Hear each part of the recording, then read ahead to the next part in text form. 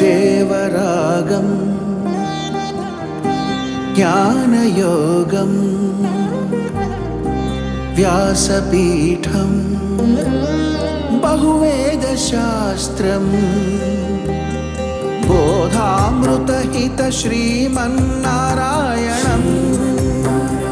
శివగౌరీ సంభాషిత సకల పురాణం అష్టాక్షరి పంచాక్షరి మంత్రావరణం అఖిల దేవతా సంస్తుతి పారాయణం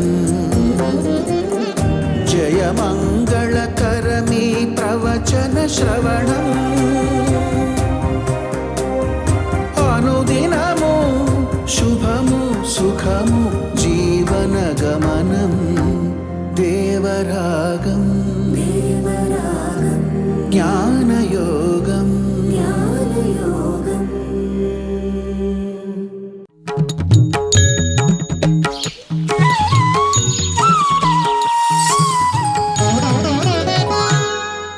ఆపదామపహర్తారం దాతారం సర్వసంపదాం లోకాభిరామం శ్రీరామం భూయో భూయో నమామ్యహం.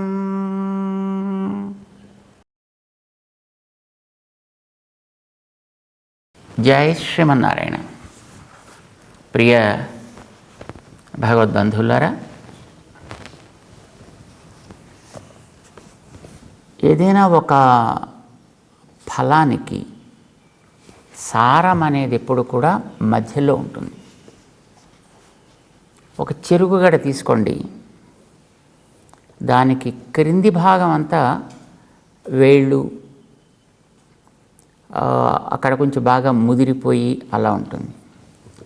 చివరి భాగం బాగా లేతగా ఉండి దాంట్లోకి పూర్తిగా రసం ఎక్కి ఉండదు. కానీ ఆ గడకి మధ్యలో ఉండేటటువంటి భాగంలో రసం బాగా నిండి చక్కటి రుచి కలిగి కాస్త దంతచేవ ఉన్నవాడికి చక్కగా ఆస్వాదించడానికి వీలవుతూ ఉంటుంది. ఒక భాగానికి దాని మధ్యలో ఎట్లాగైతే సారం చేరి ఉంటుందో, భగవద్గీత అనేటటువంటి గ్రంథానికి అందులో ఉండేటటువంటి సారభూతమైన అర్థమంతా మధ్య అధ్యాయమైనటువంటి 9వ అధ్యాయంలో కేంద్రీకృతమై ఉంటుంది. 18 అధ్యాయాల గ్రంథం కదా, అందులో మొదటి 9, తర్వాత 9. మొదటి 9లో చివరిది 9వ అధ్యాయం. దానికి ఒక పెట్టిన పేరే చాలా అందమైనటువంటి పేరు అన్నమాట. భగవద్గీతకి అంతటికీ కూడా ఏది ప్రధానమైనటువంటి కేంద్రము, మూలము, సారము అది ఈ అధ్యాయంలో ఉంటుంది. ఏంటి ఆ లోపల ఉండేటటువంటి సారం, తాత్పర్యం ఏమిటి? అధ్యాయానికి పెట్టిన పేరుని బట్టి చూస్తే ఇది రాజవిద్య రాజగుహ్య యోగము అని. దీనికి ముందుండే అధ్యాయానికి దానికి ముందుండే అధ్యాయాలకి అందులో ప్రతిపాదించినటువంటి తత్వాన్ని బట్టి తాత్పర్యాన్ని బట్టి వాటికి ఆ పేర్లు పెట్టడం జరిగింది. తర్వాత వచ్చే అధ్యాయాలకు కూడా అలానే ఉంటుంది. కానీ కొన్ని అధ్యాయాలకు ఉండేటువంటి పేర్లను చూస్తే అది మనకి ఎందుకు ఇలాంటి పేరు వచ్చింది అనేటువంటి సందేహం కలుగుతూ ఉంటుంది. ఉదాహరణకి మన ఈ 9వ అధ్యాయాన్ని చూసుకుంటే ఇది రాజవిద్య రాజగుహ్య యోగము అని పేరు. ఇది విన్న తర్వాత, ఇది చూసిన తర్వాత చాలామంది రాజవిద్య, మేమంతా రాజవిద్యా యోగంలో ఉన్నాం, రాజవిద్యా యోగంలో ఉన్నాం అని. రాజవిద్యా యోగం అంటే అన్నీ వదిలిపెట్టేసి చక్కగా కూర్చుని కళ్ళు మూసుకొని అలా ధ్యానం చేస్తూ ఉండుట, మెడిటేషన్, ధ్యానంలోకి వెళ్ళి ధ్యానంలో ఉండిపోవడం, ఇది ఒక రాజవిద్య అని దానికి ఏవో రకరకాలైనటువంటి ప్రయత్నాలు చేస్తూ ఉంటారు. ఇది రాజ విద్య అని మాత్రమే చెప్పలేదు, దీనికి రాజగుహ్యము అని కూడా చెప్పాడు దీనికి. ఎందుకు ఆ పేరు పెట్టినట్టు అట్లాగా? అయితే అందులో ఉండేటటువంటి సారం ఏమిటి? గతంలో 7వ అధ్యాయంలోనూ 8వ అధ్యాయంలోనూ మనం చూస్తే తనని గురించి చెప్పడం ప్రారంభం చేశాడు. 6వ అధ్యాయం చివరికి వచ్చేటప్పటికి, నాయనా యోగం చేయాలయా, యోగం అంటే ఆత్మసాక్షాత్కారము అని ఆరంభం చేశాడు మొదటి షట్కంలో. 6వ అధ్యాయం చివరికి వచ్చేటప్పటికి ఆత్మసాక్షాత్కారానికి మనో నిగ్రహం ఎంత అవసరమో, అది ఎలా సాధించాలో అని దానికి కూర్చునే చోటు దగ్గర నుంచి, తినే ఆహారం దగ్గర నుంచి, చుట్టూ ఉండే పరిసరాల దగ్గర నుంచి ఏ విధంగా తయారు చేసుకోవాలి, దాంట్లో ఎన్ని దశలు ఉంటాయి, ఇవన్నీ కూడా దాంట్లో వివరించడం జరిగింది. సరే, ఇవన్నీ అయిపోయిన తర్వాత అర్జునుడికి అనిపించింది, అయితే చాలా బాగుంది ఇది, అనవసరంగా యుద్ధం చేసి బాణాలేసి బాణాలు దెబ్బలు తిని వాళ్ళని కొట్టి వీళ్ళని కొట్టి, అలాగే నాకైతే కొట్టొద్దని ఉంది, అలాగే ఎదుటి వాళ్ళని చంపొద్దని ఉంది. సరే, వాళ్ళ సైన్యం కూడా చాలా ఎక్కువ ఉంది, మన సైన్యం తక్కువ కూడా ఉంది, అయినా అదేం పెద్ద విషయం కాదు, అసలు నేను కావాలంటే అందరినీ కొట్టి పారేయగలను, కానీ నాకే ఏమిటో మనసులో పెరిగినటువంటి ఈ దయ వల్ల ఎదటి వాళ్ళని హింసించడం అనేది తప్పు అని నాకు అనిపిస్తోంది. అంచేత ఎలాగూ మానేద్దాం యుద్ధం అనేదే నిర్ణయం చేసుకున్నాడు ఈ పెద్ద మనిషి. కానీ కర్తవ్యాన్ని బయట కలిగేటటువంటి సుఖస్పర్శ దుఃఖస్పర్శల వల్ల కానీ, ఇష్ట అయిష్టాల వల్ల కానీ, శీత ఉష్ణాల వల్ల కానీ అది మానడానికి వీల్లేదు అని చెప్పడం కృష్ణుడి యొక్క తాత్పర్యం. దాన్నే చెబుతూ వచ్చాడు కూడా అక్కడక్కడ. దానికి ప్రక్రియను అంతటిని కూడా బోధించాడు ఆయన. సరే, అర్జునుడికి ఈ ఆత్మసాక్షాత్కారం గురించి మనం ప్రయత్నం చేస్తే చాలా బాగుంటుందని అనిపిస్తోంది కనుక, కృష్ణ నేను ఆత్మసాక్షాత్కారం మీద దృష్టి పెడతాను, నువ్వు చెప్పినట్టుగాను, చక్కగా దానికోసం నేను బయలుదేరి పెడుతున్నాను అని బయలుదేరబోయాడు ఆయన. ఇలా రా అని పిలిచాడు ఆయన. ఏమిటి? యోగినామపి సర్వేషాం, యోగం చేసి ఆత్మసాక్షాత్కారాన్ని పొందడం అనేటటువంటిది మంచి పనే, సందేహం లేదు, కానీ ఇలాగ చేసేటువంటి వాళ్ళందరి కంటే ఎవరు నాయందు మనస్సు పెట్టుట అనే యోగంలో ఉంటారో వాళ్ళంటేనే నాకు చాలా ఇష్టం సుమా, పోయిరా అన్నాడు ఆయన. అంటే నేను ఇలా పోయిస్తే నీకు నా మీద ఇష్టం ఉండదా అని అడిగాడు ఆయన. అంటే నాయందు మనస్సు పెట్టిన వాళ్ళంటేనే నాకు ఇష్టమయా అన్నాడు ఆయన. అంటే నీయందు మనస్సు పెట్టమంటే ఎప్పటిదాకా ఆత్మసాక్షాత్కారాన్ని గురించి కదా నువ్వు చెప్పావు. ఆత్మసాక్షాత్కారం ఇప్పించేవాణ్ణి నేను అని నువ్వు చెప్పావు, లోపల నువ్వుంటావు అని చెప్పావు, అంతవరకు బాగుంది, సంతోషమే. మరి ఆత్మసాక్షాత్కారాన్ని నేను సాధిస్తాను, అలా చేస్తే నీకు నేను ఇష్టుణ్ణి కానా అన్నాడు. మద్గతేనాంతరాత్మన శ్రద్ధావాన్ యో మాం భజతే, నాయందు మనసు పెట్టి ఎవడు ప్రేమతో నన్నే ఉపాసిస్తాడో, భజతే, ఎవడు నన్ను చక్కగా సేవిస్తాడో వాడంటేనే నాకు చాలా ఇష్టమయా అన్నాడు మళ్ళీ. అంటే ఇలా చేసే నాలాంటి వాళ్ళ మీద ఇష్టం ఉండదన్నమాట. అయితే సమే యుక్తతమో మత అన్నాడు మళ్ళీ. నాయందు భజన చేసి శ్రద్ధ చూపించేవాడంటేనే నాకు చాలా ఇష్టమయా అన్నాడు. మరి ఇది ఇంతవరకు ఈ ఆత్మల గురించి ఎందుకు చెప్పావా?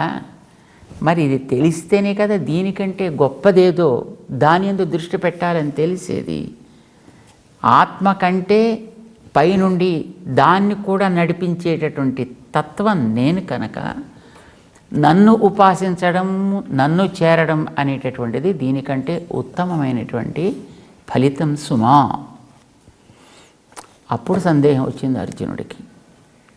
అడగాల్సింది ఏమో, ఎందుకు అడగడం, మళ్ళీ ఇంకేం చెప్తాడో అని ఊరుకున్నాడు ఆయన.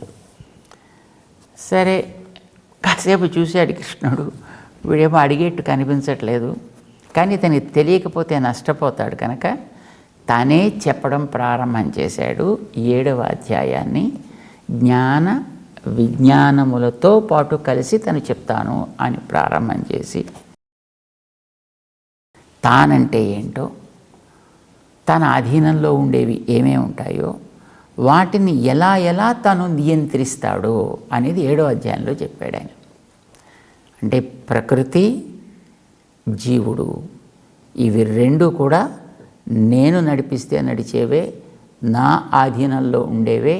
నువ్వు ఆత్మయందు దృష్టి పెట్టి ఆత్మసాక్షాత్కారం పొందినా అది నేను అనుగ్రహిస్తేనే వచ్చేదయ్యా. అంతేకాదు అది కూడా నా ఆధీనంలోనే ఉంటుంది కనుక నన్ను ఆశ్రయిస్తే ఇట్లాంటివి ఎన్నో నీకు లభించేట్టు నేను చేయగలుగుతాను.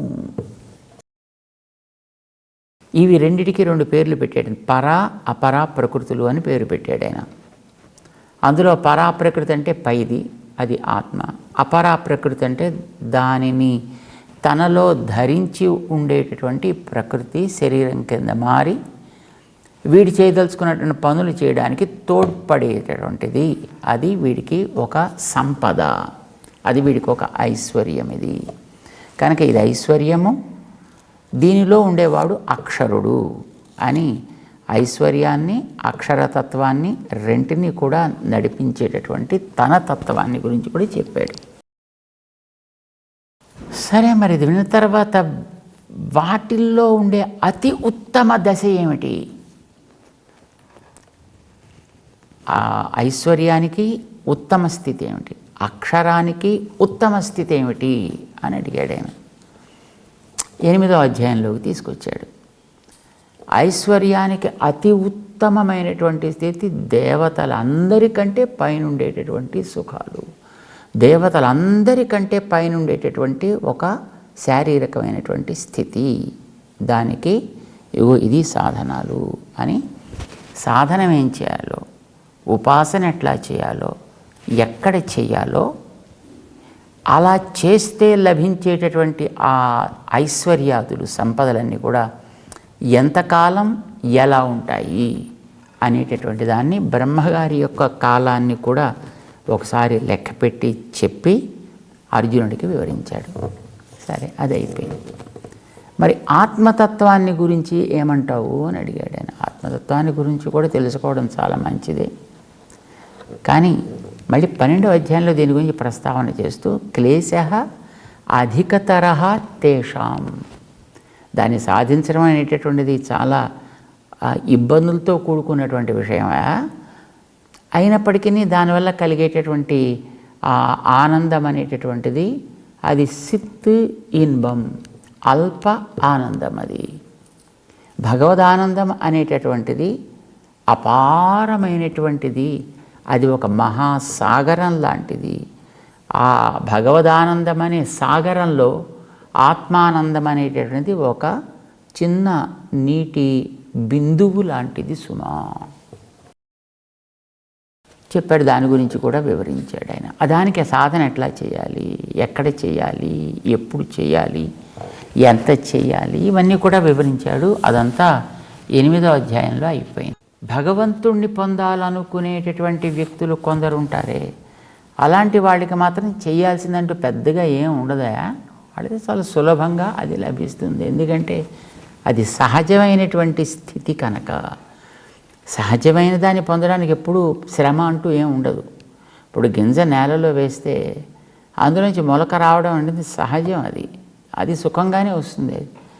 కానీ దీన్నే ఒక ల్యాబొరేటరీలోకి తీసుకువెళ్ళి అందులోంచి మొలక రప్పించాలి అనుకుంటాం అనుకోండి, దానికి ఎంతో కష్టపడాల్సి వస్తుంది, ఎంతో వ్యయం చేయాల్సి వస్తుంది. నేలలో వేస్తే రావడం దానికి ఒక పైసా ఖర్చు పెట్టక్కర్లేదు.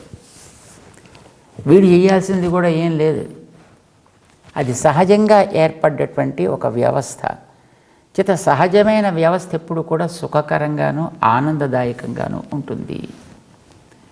కృత్రిమంగా చేసేటటువంటిది ఎప్పుడు కూడా క్లేశతరం, అంటే అధికమైనటువంటి దుఃఖాన్ని ఇచ్చేట్టుగా ఉంటుంది సుమా. ఇది వివరించి చెప్పాడు 8వ అధ్యాయంలో. ఇక 9వ అధ్యాయం దగ్గరికి అర్జునుని తీసుకొచ్చిన తర్వాత భగవంతుణ్ణి ఉపాసించుట, సేవించుట. ఏమంటారు దాన్ని అంటే భగవంతుడిని ప్రేమించాలి. సేవించడం అంటే ఏడుస్తూ సేవిస్తే అది కష్టం. ప్రేమ కలిగితే సేవ అనేది దానంతటది సహజంగా వెన్నాడి ఉంటుంది. అలా కాకపోతే సేవ అనే దాని గురించి మనకి శాస్త్రం చెబుతూ మామూలుగా ధర్మశాస్త్రాల్లో సేవ స్వవృత్తి ఆఖ్యాత తస్మాత్ తాం పరివర్జయేత్ అని చెప్తుంది అన్నమాట. ఒకడిని సేవించడం అనేటటువంటిది ఎప్పుడు కూడా అది ఒక బానిస ప్రవృత్తి లాంటిది. తస్మాత్ తాం పరివర్జయేత్, దాని వైపు కన్నెత్తి కూడా చూడకూడదు, దాన్ని వదిలిపెట్టి పారవేయాలి అని అంటారు. మరి భగవంతుడిని సేవించడం ఏమిటి అంటే దానికి ఒక మినహాయింపు ఇచ్చారు. సేవ అనేటటువంటిది బానిస వృత్తి అనేది సామాన్యంగా అయిష్టమైనటువంటి స్థానంలో అయితే, కానీ ఇది ఇష్టమైన స్థానంలో సేవ చేయకపోతే మనస్సు ఏడుస్తుంది. కన్న పిల్లవాడికి అమ్మని సేవ చెయ్యొద్దు అన్నారు అనుకోండి ఎవరైనా, ఆ తల్లి హృదయం ఎలా ఉంటుందండి? ఎంత క్లేశపడుతుంది, ఎంత దుఃఖపడుతుంది, పిండేసినట్టు అయిపోతుంది. తల్లిని అక్కడ ఎదురకుండా కూర్చోబెట్టి ఆ తల్లి కన్నటువంటి పిల్లవాడికి ఎవరో ఏదో చేసుకుంటున్నారు అనుకోండి, ఆ తల్లి ఎంత బాధపడుతుంది. ఇష్టమైన చోట సేవ అనేటటువంటిది లేకపోతే అది దుఃఖాన్ని కలిగిస్తుంది, పీడ అవుతుందన్నమాట. అది అయితే ఇష్టమైన చోట సేవ అనేది సహజంగానే సాగుతుంది. లక్ష్మణస్వామిని హనుమంతుడు మొదటిసారి కలిసినప్పుడు ఆయా ఎవరు మీరిద్దరూను అని అడిగారు. అంటే రాముడు అంటే ఇతను ఫలానా వాడు, ఫలానా దగ్గర నుంచి ఇలా వచ్చినవాడు అని చెప్పాడు. మరి నువ్వెవరువా? నేను అతని దృష్టిలో అతనికి తమ్ముణ్ణి, కానీ నా దృష్టిలో అతనికి సేవకుణ్ణి అన్నాడు ఆయన. సేవకుడంటే ఎంత పాపం కష్టపడుతూ వచ్చావు నువ్వు, అన్నీ వదులుకుని ఇతనికి సేవ చేద్దామని వచ్చావా? ఎందుకు సేవ చేద్దామని వచ్చావయా అంటే రామచంద్రుడిలో ఉండేటటువంటి గుణములకి పరవశున్నయి నేను సేవ చేద్దామని వచ్చాను. అంటే గుణాలు ఉన్నాయి కనుక వచ్చావా అన్నాడు. అంటే గుణాలు ఉన్నాయని కాదయా, నాకు అది సహజం కనుక వచ్చాను నేను సేవ చేద్దామని. ఆ సేవ చేసేటటువంటి స్థానంలో మంచి ఉత్తమమైనటువంటి గుణాలు కూడా ఉండడం అనేది బంగారానికి తావబ్బినట్టు. సహజంగానే బంగారం ఆకర్షకంగా ఉంటుంది. అలాగా మనకి ప్రేమాస్పదమైనటువంటి స్థానంలో ఉత్తమమైనటువంటి గుణాలు కూడా ఉంటే అది మరింత ఆహ్లాదకరంగా ఎలా ఉంటుందో, రామచంద్రుడిలో ఉండేటటువంటి ఆ గుణాలు కూడా గుణక్రీతుడనై అతనికి నేను సేవ చేయడం కోసం ఆయన వెనకాతల ఉన్నానయ్యా. నేను అతని భావంలో అతను తమ్ముడు అని అనుకుంటాడు, నేను అతనికి సేవకుణ్ణిగానే నేను భావిస్తున్నాను అని తన గురించి చెప్పుకుంటాడు. అంటే నా అని దేన్నైతే మనం అనుకుంటామో దాని యందు ప్రేమ సహజంగానే కలుగుతుంది.